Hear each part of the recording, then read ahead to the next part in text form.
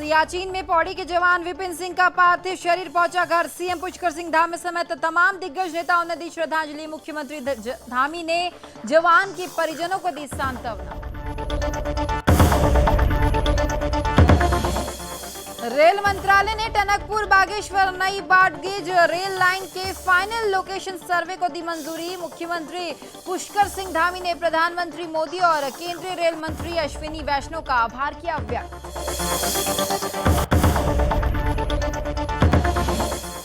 मुख्यमंत्री धामी ने आजादी के अमृत महोत्सव राष्ट्रीय कला यात्रा के उद्घाटन समारोह में किया शिरकत। इस अवसर पर सीएम ने किया स्नेहल स्मारिका का विमोचन।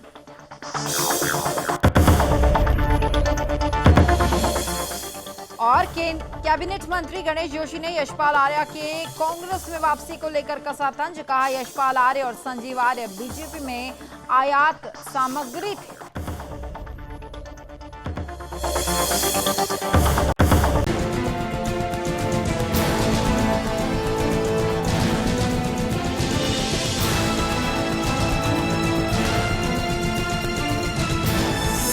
आप देख रहे हैं सुदर्शन न्यूज।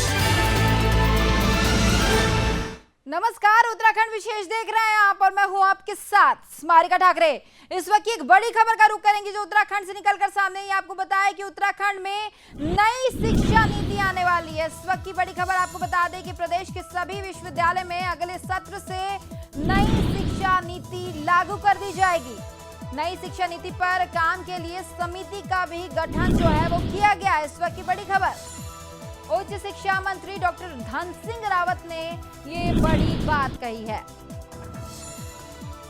प्रदेश के सभी विश्वविद्यालय में अगले सत्र से ये जो नई शिक्षा नीति है वो भी लागू कर दी जाएगी।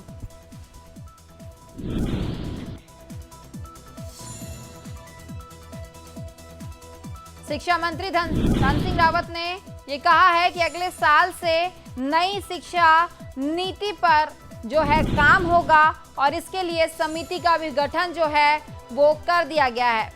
उच्च शिक्षा मंत्री डॉक्टर धन सिंह रावत ने ये बात कही है। पूरे प्रदेश के सभी विश्वविद्यालय में अगले सत्र से नई शिक्षा नीति लागू कर दी जाएगी।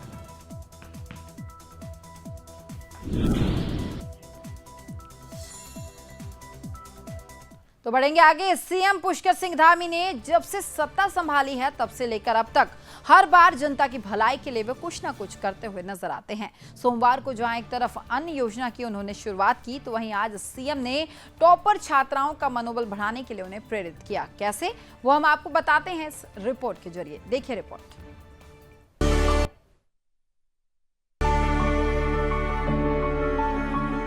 साल 2021 में सभी जिलों के हाई स्कूल और इंटरमीडिएट बोर्ड परीक्षा में सर्वोच्च स्थान और इंटरमीडिएट में ब्लॉक स्तर पर टॉप करने वाली मेधावी बालिकाओं को स्मार्टफोन वितरित किए गए हैं। ये वितरण मुख्यमंत्री धामी ने अंतर्राष्ट्रीय बालिका दिवस पर जनता दर्शन हॉल सीएम आवास में आयोजित कार्यक्रम के दौरान किया। इस पर मुख्यमंत्री ने कहा कि जल्द ही मैत्री नाम से छात्राओं के लिए मेंटरशिप कार्यक्रम प्रारंभ किया जाएगा। इसके लिए एक पोर्टल भी विकसित किया जा रहा है। साथ ही और क्या क्या कहा सीएम धामी ने, आप खुद ही सुनिए। बधाई देता हूँ, बहुत शुभकामनाएं देता हूँ। और हमारी सरकार ने आज उनको 162 ऐसी बालिकाएं जिन्होंने अपने क्षेत्रों में हाई स्कूल और इंटरमीडिएट में जिन्होंने प्रथम श्रेणी प्राप्त की है, मेधावी छात्राएं हैं, उन सभी को यहाँ पर आज सम्मानित किया है। एक एक हमने उनको स्मार्टफोन दिया है और ये स्मार्टफोन इसलिए दिया है हम सबके प्रोत्साहन के लिए कि निकट भविष्य में वो और अच्छा काम करें और विभिन्न क्षेत्रों में जाएं और मेहनत से काम करें और उनके अंदर और अच्छी ऊर्जा रहे, उत्साह रहे, इसलिए प्रोत्साहन किया है और सरकार इस दिशा में लगातार काम कर रही है। वहीं मुख्यमंत्री की ओर से मिले इस तोहफे को लेकर इस छात्रा का क्या कहना है, सुनिए।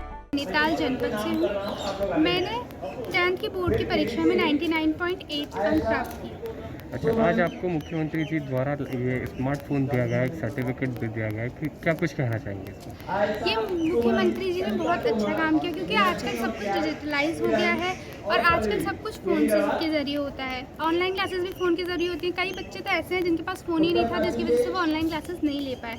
और हमारे मुख्यमंत्री जी तो कुछ ही महीनों में काफ़ी अच्छा काम कर चुके हैं, तो इसके लिए इससे हमें बहुत इंस्पिरेशन मिलती है कि अगर हम अच्छा कोई काम करते हैं और लोग हमें मोटिवेट करते हैं, हमें सपोर्ट करते हैं और हमें सम्मानित करते हैं। इसके अलावा आपको बता दें कि राज्य सरकार ने युवाओं के हित में अनेक निर्णय लेकर उन पर काम शुरू किया है। 24,000 रिक्त सरकारी पदों पर भर्ती प्रक्रिया शुरू की जा चुकी है। सभी प्रतियोगी परीक्षाओं में आवेदन को निःशुल्क किया गया है। देहरादून से कृष्ण कुमार की रिपोर्ट।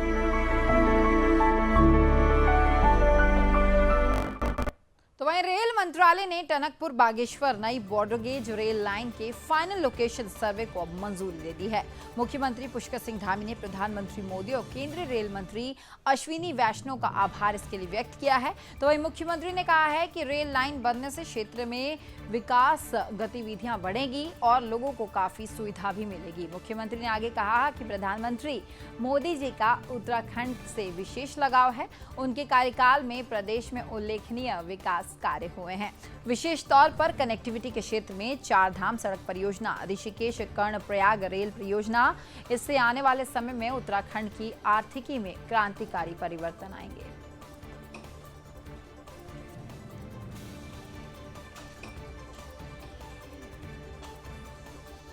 तो मुख्यमंत्री पुष्कर सिंह धामी ने आज आयोजित आजादी का अमृत महोत्सव राष्ट्रीय कला यात्रा के उद्घाटन समारोह में शिरकत की, जिसका आयोजन मुख्यमंत्री आवास स्थित जनता दर्शन हॉल में निजी संस्थान की ओर से किया गया है। इस अवसर पर मुख्यमंत्री ने स्नेहिल स्मारिका का विमोचन भी किया है। तो वहीं मुख्यमंत्री पुष्कर सिंह धामी ने वीर गति को प्राप्त हुए जवानों और क्रांतिकारियों की कला और साहित्य की गतिविधियों की ओर से स्मरण भी किया जा रहा है। यह एक सराहनीय प्रयास है।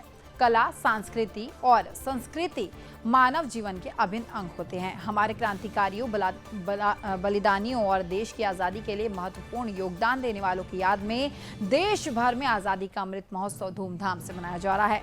उन्होंने आगे कहा कि देश के इन सपूतों के कुकृत्य और गाथाओं की जानकारी युवा पीढ़ी को होनी बहुत जरूरी है। प्रधानमंत्री मोदी जी के नेतृत्व में भारत शक्तिशाली, वैभवशाली और आत्मनिर्भर बन रहा है। प्रधानमंत्री जी ने वैश्विक पटल पर भारत को एक अलग पहचान दिलाई है। देश भर में कई वर्ग को ध्यान में रखकर केंद्र सरकार ने जन कल्याणकारी योजनाएं भी चलाई है। देश तेजी से प्रगति के पथ पर भी अग्रसर हो रहा है।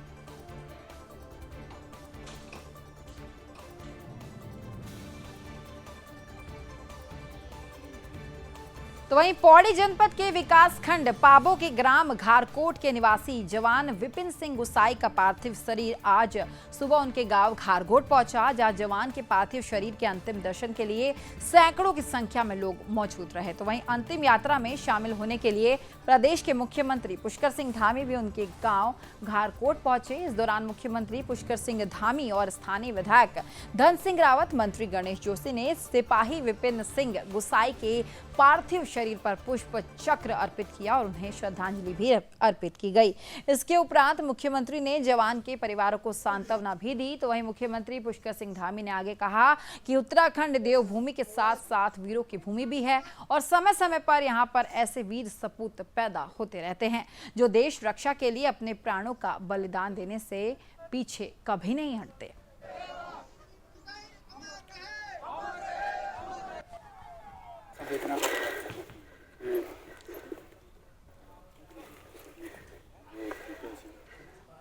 उनको हम नमन करते हैं, उनकी शहादत को नमन करते हैं, जिन्होंने हमारे देश की एकता के लिए, अखंडता के लिए, हमारे देश की रक्षा के लिए अपना प्राणों का बलिदान किया है। वो हमेशा हमारी स्मृति में रहेंगे। आने वाले हमारे सभी जो नौनिहाल हैं, नई पीढ़ी हैं, उनकी भी स्मृति में भी बने रहें। शहीद विपिन को श्रद्धांजलि देने हम यहाँ पर आए हैं। माननीय मुख्यमंत्री जी, यहाँ के विधायक मेरे साथ में आए हैं और शहीदों का सम्मान करना हर देशवासी का कर्तव्य है। और आज मैं आभार करना चाहता हूँ माननीय मुख्यमंत्री जी का, जिन्होंने उस शहीद के नाम पर इंटर कॉलेज का नाम और सड़क का नाम रखने की घोषणा की। देखिए, हम किसी के परिवार का जो शहीद हुआ उसे लौटा कर नहीं जा सकते, लेकिन उसके प्रति अपना सम्मान व्यक्त करना, उसको सम्मान देना हर देशवासी का कर्तव्य है। तो वहीं वरिष्ठ नेता यशपाल आर्य और उनके बेटे संजीव आर्य की कांग्रेस में घर वापसी के बाद जहां कांग्रेस के कार्यकर्ताओं और नेताओं में उत्साह का माहौल देखने को मिला, जिसकी तस्वीरें प्रदेश के सभी जिलों से अब सामने आई हैं, जिसमें खटीमा और हल्द्वानी का नाम शामिल है। आपको बता दें कि यशपाल आर्य की कांग्रेस में वापसी के बाद से हल्द्वानी और खटीमा में कांग्रेसियों ने आतिशबाजी की और मिठाइयां बांटकर खुशी मनाई है। तो वहीं कांग्रेस कार्यकर्ताओं का यह कहना है कि यशपाल आर्य के घर वापसी के बाद कांग्रेस विधानसभा चुनाव 2022 में मजबूती के साथ सरकार बनाने जा रही है। तो वहीं कांग्रेस प्रदेश प्रवक्ता दीपक बलूटिया का यह कहना है कि यशपाल आर्या का राजनीतिक इतिहास कांग्रेस से रहा है और नवरात्रि में वनवास पूरा कर घर वापसी कर कहीं ना कहीं कांग्रेस मजबूती की ओर आगे बढ़ रही है। तो वहीं कांग्रेस पब्लिसिटी कमेटी के प्रदेश अध्यक्ष सुमित हरदेश ने वरिष्ठ नेता यशपाल आर्य के कांग्रेस में घर वापसी को लेकर उनका कहना है कि यशपाल आर्य के राजनीतिक सफर की शुरुआत कांग्रेस से रही है और पार्टी और सरकार में विभिन्न पदों पर उन्होंने अहम जिम्मेदारी का निर्वहन भी किया है।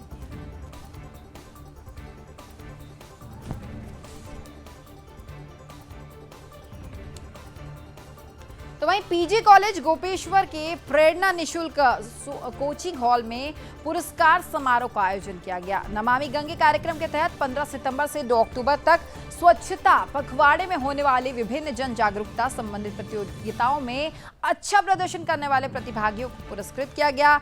यह प्रतियोगिता देश के प्रधानमंत्री नरेंद्र मोदी के ड्रीम प्रोजेक्ट गंगा स्वच्छता अभियान के तहत की गई। इसमें गंगा को स्वच्छ बनाने और निर्मम बनाए रखने के लिए छात्र छात्राओं ने गंगा ही सेवा है और गंगा स्वच्छता ही सेवा विषय पर भाषण प्रतियोगिता में हिस्सा भी लिया और साथ ही नमामि गंगे कार्यक्रम में सहयोग करने वाले अध्यापकों को भी सम्मानित किया गया। कॉलेज के प्राचार्य ने स्वच्छता का महत्व बताते हुए कहा कि जीवन के हर पक्ष में हमारी स्वच्छता होनी चाहिए, तभी हम अपने जीवन के सर्वोच्च लक्ष्य को अब प्राप्त कर सकते हैं।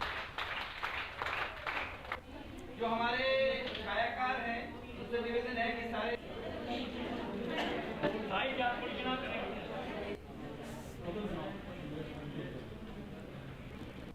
तो वहीं दिनेशपुर क्षेत्र के साथ कई स्थानों में बड़े धूमधाम और हर्षोल्लास के साथ दुर्गा पूजा की शुरुआत हो चुकी है। इस अवसर पर धार्मिक सामाजिक कार्यक्रम के अलावा 5 दिनों तक विभिन्न कार्यक्रम को आयोजित किया गया है। इस दौरान दिनेशपुर दुर्गा पूजा कमेटी के अध्यक्ष मृत्युंजय सरकार ने कहा कि इस बार कोविड को ध्यान में रखते हुए पूरे कार्यक्रम को कराया जा रहा है। तो वहीं नगर पंचायत अध्यक्ष सीमा सरकार ने कहा कि मैंने दुर्गा माँ से कोविड महामारी को पूरे विश्व से खत्म करने की दुआ मांगी है। इस दौरान दुर्गा पूजा कमेटी के पूर्व अध्यक्ष सरोज मंडल ने कहा कि सांस्कृतिक कार्यक्रम के अलावा मेले का आयोजन भी यहाँ पर किया गया है। 5 दिवसीय पूजा में क्षेत्र के विभिन्न गांव से लोग दिनेशपुर स्थित दुर्गा मंदिर पहुंचकर मां की पूजा अर्चना करेंगे। तो मैं माँ के चरणों में मेरा कोटि कोटि प्रणाम। आज हमारे बंगाली समाज में जो दुर्गा पूजा किया जाता है उसका प्रथम दिन है। उसी में हम बहुत अच्छे से करना चाहते हैं कि माँ हमारे इस दुनिया में जो भी बीमारी आई है इसको दूर ले जाए। कार्यक्रम सबसे पहले तो मैं ये बता दूं कि दिनेशपुर क्षेत्र जो है उत्तराखंड का बंगाली बाहुल क्षेत्र है, सबसे बड़ा क्षेत्र है और उत्तराखंड पूरे राज्य में ये जो हमारा उधम सिंह और नैनीताल डिस्ट्रिक्ट है, यहाँ पे करीब 4-5 लाख लोग निवास करते हैं, बंगाली समाज के लोग। और सबसे बड़ी पूजा दुर्गा पूजा उत्सव यहाँ दिनेशपुर क्षेत्र में मनाया जाता है। आज से हमारा षष्ठादि कल्प आरंभ शुरू हो रहा है और यहाँ पे माताएं बहनें अभी गंगा जी वर्कर लाई हैं। पूजा पंडित निरंजन चक्रवर्ती द्वारा सुरंजन चक्रवर्ती द्वारा ये पूजा का शुरुआत अभी हो जाएगा यहाँ पर और रात्रि में हमारा भक्ति अनुष्ठान संगीत अनुष्ठान का कार्यक्रम। तो वहीं सितारगंज कच्चा आष्टियों के धान में 20% की कटौती को लेकर मंडी गेट के सामने किसानों ने प्रदर्शन कर जाम लगा दिया है, जिसमें लोगों को काफी दिक्कतों का सामना करना पड़ा और साथ ही किसानों के जाम में फंसी एम्बुलेंस को पुलिस ने जाम से बाहर निकलवाया। तो वहीं तथाकथित किसानों का यह आरोप है कि खरीद में उनके धान में 20% तक की कटौती की जा रही है और साथ ही नियमानुसार 48 घंटे में खरीदे गए धान की पेमेंट कर दी जानी चाहिए, लेकिन उन्हें समय पर पेमेंट नहीं मिल रही है, जिसके चलते मंडी में 1 सप्ताह तक धान से लदी ट्रॉलियां भी खड़ी रही है।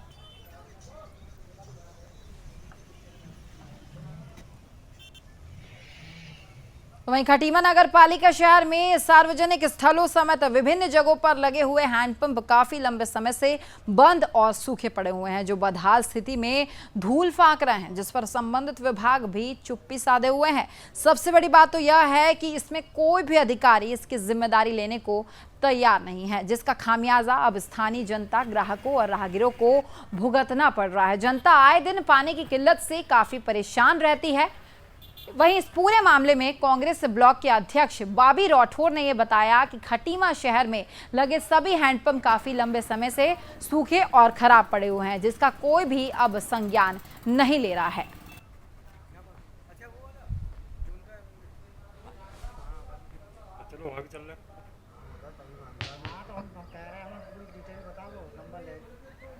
बड़ी शर्म की बात है, डबल इंजन की सरकार चल रही है और डबल इंजन सरकार होने के बावजूद नगर पालिका का आज हमारे खटीमा में मुख्यमंत्री हमारे खटीमा के इतनी शर्म की बात है, 45 के 45 नलके बंद पड़े हैं। पानी की कोई व्यवस्था नहीं है, बाहर से कोई राहगीर आ जाता है उसको पानी पीने का पानी नहीं मिल पाता। 20-20, 30-30 रुपये की बोतलें खरीद के हमें काम चलाना पड़ रहा है। जो गरीब जनता है उनके लिए तो सोचना चाहिए भाई पानी की व्यवस्था हमारे क्षेत्र में होनी चाहिए। बड़ा सोचने का विषय है। नगर पालिका हमारी पंगु हो चुकी है, यहाँ के मुख्यमंत्री जी रहने के बावजूद खटीमा की व्यवस्था नहीं सुधर रही है। नगर पालिका में जो भी हैंडपम्प वगैरह लगे हुए थे काफ़ी बहुत लंबे समय से वो हैंडपम्प जो है वो बंद पड़े हुए और इसकी सूझबूझ कोई नहीं ले रहा। बल्कि आप अगर देखेंगे नगर पालिका खटीमा बाज़ार के अंदर जितने भी हैंडपम्प लगे हैं उससे जो भी ग्रामीण जनता बाज़ार में आती है और उनको जब पानी प्यास लगती है तो बड़ी उनको दिक्कतों का सामना करना पड़ता है। हैंडपम्प आप बता रहे हैं कि 60-70% ख़राब हो रखे हैं। ये नगर पालिका ने तो नहीं लगाए हैं, किसी एजेंसी द्वारा लगाए गए हैं, नगर पालिका सीमा में लगाए गए हैं। तो इसका फ़ायदा तो हर नगर वासी को तो मिलता ही है। अब अगर जहाँ तक ख़राब होने का सवाल है तो मैं इसको रखता हूँ बोर्ड बैठक में। अगर बोर्ड अगर सहमति देगा तो इनको ठीक कराया जाएगा। वैसे मैं ये भी पता करता हूँ तो ये लगाए किसने थे और उनका क्या इसमें आगे ठीक करने का किसका था।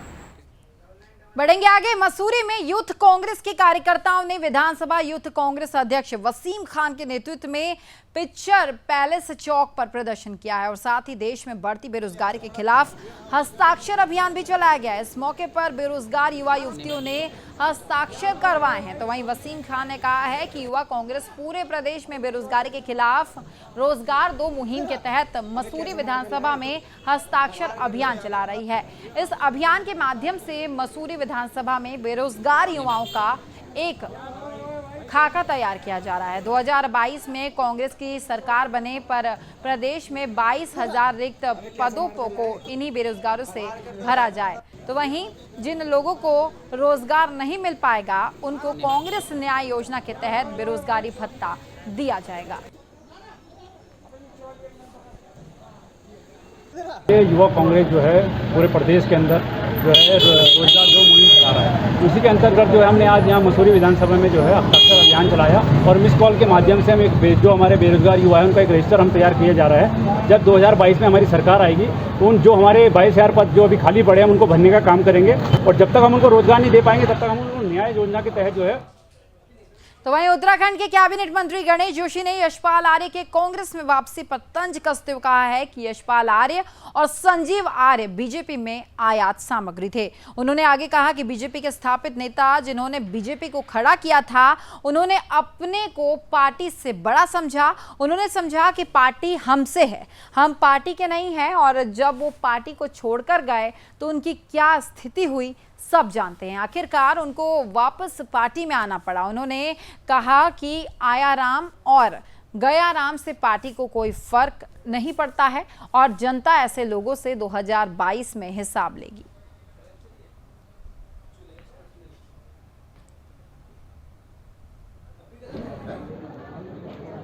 भारतीय जनता पार्टी के स्थापित नेता जिन्होंने भारतीय जनता पार्टी को खड़ा किया था, नाम लेना उचित नहीं है, उन्होंने अपने को पार्टी से बड़ा समझा। उन्होंने समझा कि पार्टी हमसे है। जो वो यहाँ से गए उनकी क्या स्थिति हुई, फिर लौटकर पार्टी के अंदर आना पड़ा। तो ऐसे लोगों के आया राम गया राम से कुछ ज़्यादा फर्क पड़ने वाला नहीं है और जनता इनसे उनका हिसाब जो है चुनाव में ले।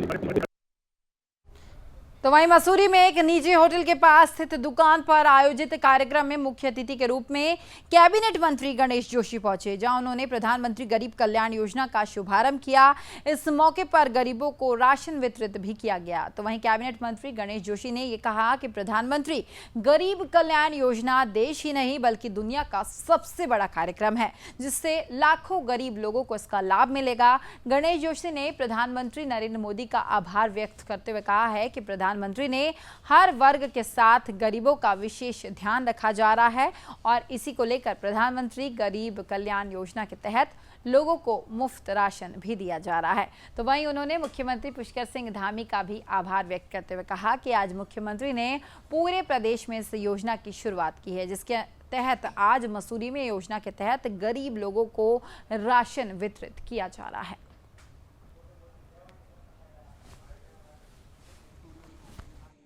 गरीब कल्याण योजना के तहत सिंबॉलिक रूप से हमने कुछ लोगों को यहाँ पर राशन वितरित किया है। आभार व्यक्त करना चाहता हूँ देश के प्रधानमंत्री नरेंद्र मोदी जी का। उन्होंने गरीबों की चिंता करते हुए गरीबों के कल्याण के लिए योजना शुरू की है। 24 लाख से अधिक लोगों को इसका लाभ मिलेगा। मैं आभार व्यक्त करना चाहता हूँ मुख्यमंत्री पुष्कर सिंह धामी जी का कि आज उन्होंने इसका शुभारंभ सुबह अपने कैंप कार्यालय से किया था, मैं उनके साथ में। तो वहीं मसूरी रोटरी क्लब की ओर से महात्मा योगेश्वर सरस्वती शिशु मंदिर इंटर कॉलेज के सभागार में आपदा प्रबंधन पर कार्यशाला का आयोजन किया गया, जिसमें स्टेट डिजास्टर रिस्पांस फोर्स यानी कि SDRF के कमांडर अजय भट्ट के नेतृत्व में 3 चरणों में कार्यशाला आयोजित की गई। कार्यक्रम के मुख्य अतिथि क्रिकेट एसोसिएशन ऑफ उत्तराखंड के अध्यक्ष जोत सिंह गुनसोला ने शिरकत की। आपदा प्रबंधन की कार्यशाला में SDRF के अधिकारी और जवानों ने बच्चों को आपदा प्रबंधन के कई गुण भी सिखाए। इसमें छात्र छात्राओं को आपदा की स्थिति में खोज और बचाव के गुण भी सिखाए गए।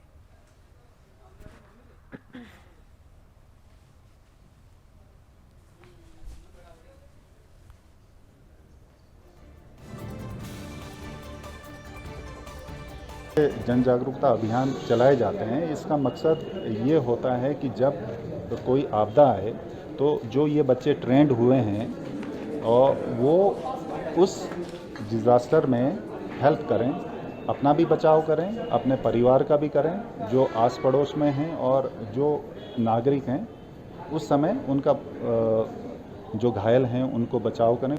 ऐसा है कि ट्रेनिंग जो है अनएंडिंग प्रोसेस है, हमेशा चलती रहती है। कोई आदमी ऐसा नहीं है कि ट्रेन हो गया कह दे कि अब मैं ट्रेन हो गया हूँ और मुझे कोई आवश्यकता नहीं है। ये आपदा प्रबंधन पे ये हमारा एक प्रयास है कि हम किसी तरीके से, क्योंकि आप जैसे जानते हैं उत्तराखंड सेस्मिक जोन नंबर 5 में है, यहाँ पर अर्थक्वेक्स का आने का, भूचाल आने का बहुत संभावना है। बढ़ेंगे आगे। मसूरी में कैबिनेट मंत्री गणेश जोशी ने माल रोड पर प्रतिबंधित समय पर अपने वाहनों का काफिला बाहर खड़ा कर आयोजित कार्यक्रम के लिए पैदल वो चल पड़े, जिसको लेकर बैरियर पर खड़े सभी लोग हैरान हो गए। सभी लोगों ने कैबिनेट मंत्री के नियमों के पालन को लेकर दी गई मिसाल की प्रशंसा की है। आपको ये बता दें कि कैबिनेट मंत्री का माल रोड पर शाम 5 बजे का कार्यक्रम था, जिसमें पहुंचने पर मंत्री जी को विलंब हो गया था। ऐसे में माल रोड में 5 बजे के बाद वाहनों की आवाजाही में पूर्ण रूप से प्रतिबंध है, जिसको देखते हुए कैबिनेट मंत्री ने अपने वाहन के काफिलों को माल रोड के बाहर ही खड़ा कर दिया और पैदल ही माल रोड पर पैदल चलकर कार्यालय स्थल तक पहुंचे। इस दौरान कैबिनेट मंत्री गणेश जोशी ने मसूरी की जनता और देश विदेश से मसूरी आने वाले पर्यटकों से भी माल रोड पर प्रतिबंधित समय पर वाहनों को न ले जाने का आग्रह किया है।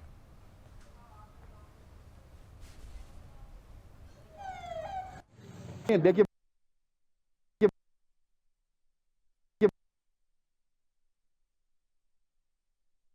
मैं कोई पैदल आया तो मैंने कोई तीर नहीं मार दिया। कानून का पालन हर व्यक्ति को करना चाहिए।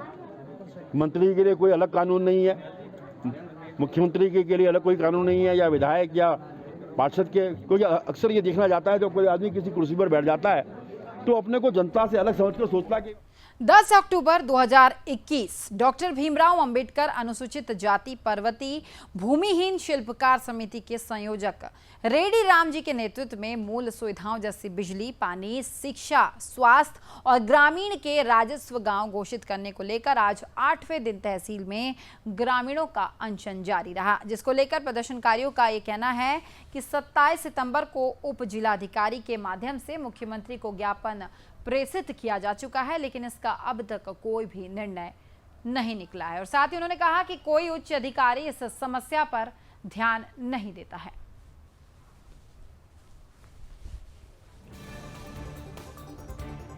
तो वहीं रामनगर में राकेश नैनवाल के स्वागत में भारतीय जनता पार्टी के सभी कार्यकर्ता मौजूद रहे। राकेश नैनवाल को क्षेत्रीय विधायक दीवान सिंह बिष्ट ने हार्दिक शुभकामनाएं देते हुए कहा कि भाजपा के दिग्गज नेता राकेश नैनवाल को भारतीय जनता पार्टी ने एक बहुत बड़ी जिम्मेदारी दी है।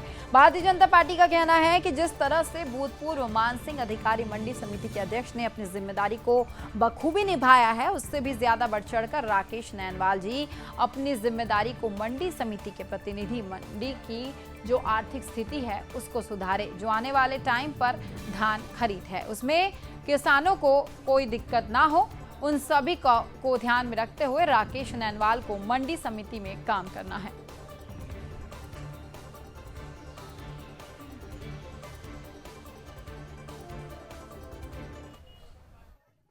सबसे पहले मैं अपने यशस्वी मुख्यमंत्री माननीय पुष्कर सिंह धामी जी का, प्रदेश अध्यक्ष मदन कौशिक जी का, संगठन महामंत्री अजय जी वैश्य का, अपने वरिष्ठ नेताओं का और प्रदेश संगठन का बहुत बहुत आभार व्यक्त करता हूं। उन्होंने मुझे जिम्मेदारी दी है।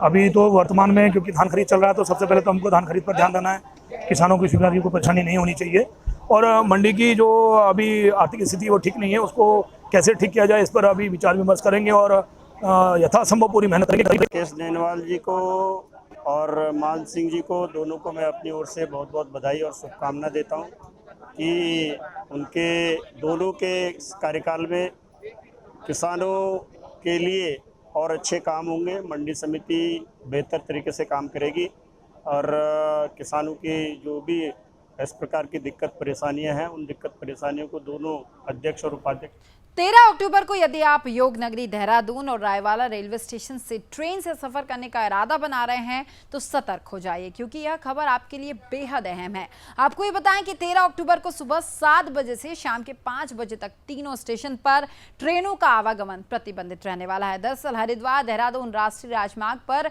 रायवाला के वैदिक नगर में रेलवे अंडरपास के दूसरे टनल बॉक्स को लगाने की वजह से मेगा ब्लॉक लिया गया है। इस बाबत रेलवे विभाग ने अपने यात्रियों को असुविधा से बचने के लिए मीडिया के माध्यम से जानकारी देनी शुरू कर दी है। यह बताया जा रहा है कि एसएमएस के माध्यम से भी यह जानकारी रिजर्वेशन करा चुके यात्रियों तक पहुंचाने की कोशिश में रेलवे विभाग लगा हुआ है। तो वहीं ऋषिकेश में नगर निगम महापौर अनीता ममगाई के प्रयासों से अब एम्स की ओर जाने वाली वीरभद्र रोड जगमगाती हुई नजर आएगी। आपको ये बता दें कि 2 करोड़ 71 लाख की लागत से लगाई गई स्ट्रीट लाइट का महापौर अनीता ममगाई ने लोकार्पण किया है। लाइटों के लगने से स्थानीय लोगों में काफी उत्साह भी देखने को मिल रहा है। स्थानीय लोगों का यह कहना है कि एम्स की ओर जाने वाली ये व्यस्त सड़क है जिस पर लाइटों को लगाना बेहद जरूरी था, लेकिन अब ये मांग महापौर के प्रयासों से पूरी की गई है।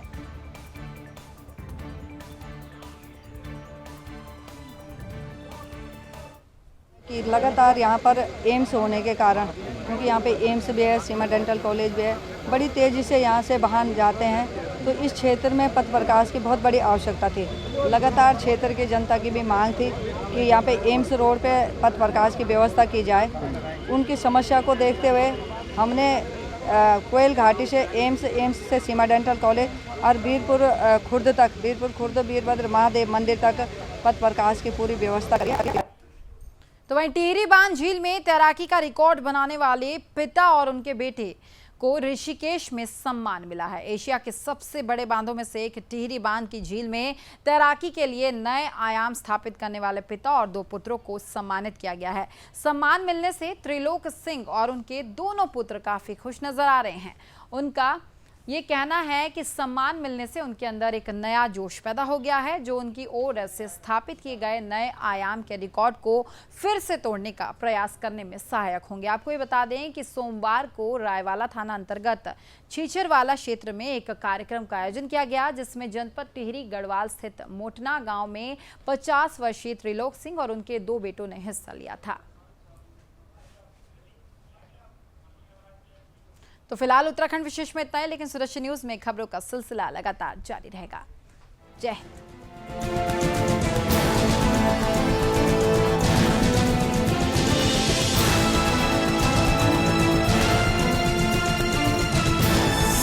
आप देख रहे हैं सुदर्शन न्यूज।